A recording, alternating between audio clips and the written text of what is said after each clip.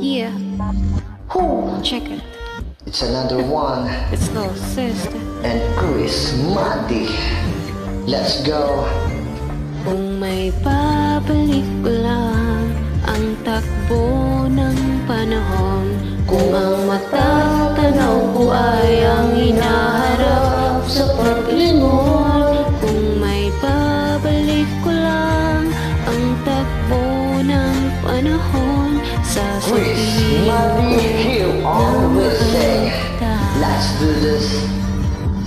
Nahukay ang pantay na lupa, nag-alisa ng mga tao, tumigil ang iyakan na di kailangan ng kabaong at mga ilaw na may sindi, kahit ang haling takbat talulot ng mga bulaklak sa sahig, kalat-kalat sinuli sa puninarya ang hiniram na ventilador, sinabing di na namin kailangan ng imbalsamador, tumigil na pagdurugo, naghilom ang mga sugat ng mga layupin, bakal ay dahan-dahan na unat, wala na unat na nasawi o kahit na nasaktan, lumabas sa ospital na sa aking pinagdalhan, at sa loob ng sasakyan sa kalsada'y walang sagabal, ang dating mabilis na takbo ng kotse ay bumagal. Alam ko ako'y galit, bakit ngayon ay huminahon, pilit ko tinatandaan ano ang nangyari kahapon. Dumating ako sa amin, walang tao sa labas, nang biglang ang nakasarang pintuan ay bumukas. kung may babalik ko lang ang takbo ng panahon, To all my friends and followers, matatanaw ko ay don't ang forget to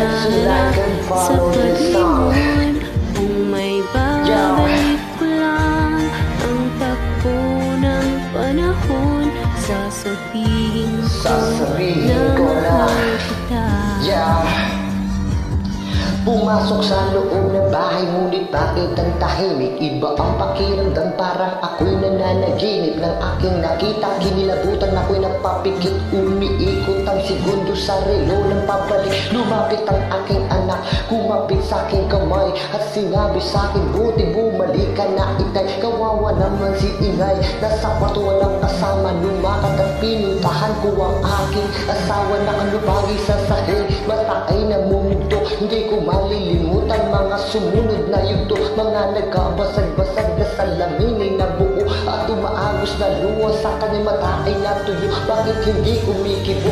Di naman nagbibiro, ako'y kanyang minamasdan, tingi hindi lumiliko. Bigla ko naalala ang sigawan na pagtulakan, parang balong puno ng tubig, lahat ay natandaan. Kung may babalik ko lang ang takbo ng panahon, kung ang matatanaw ko ay ang hinaharap sa paglingon, kung may babalik ko lang ang takbo Once again, ng little panahon, sister and Chris Madi, he'll always say, yo, mic check.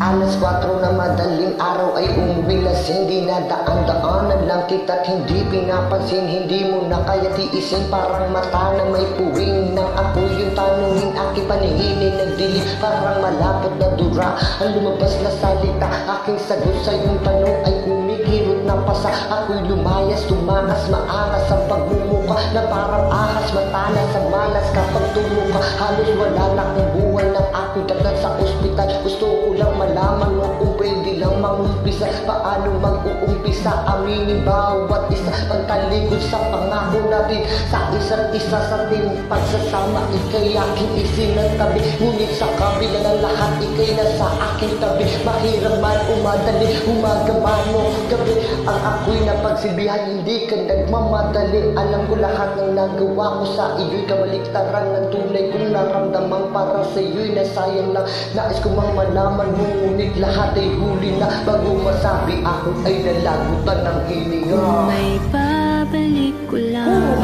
ang takbo ng panahon, kung ang matatanaw ko ay ang hinaharap sa paglingon, kung Once may again, babalik ko lang little ang sister takbo and ng Chris panahon, Madi, he'll always say, na mahal kita.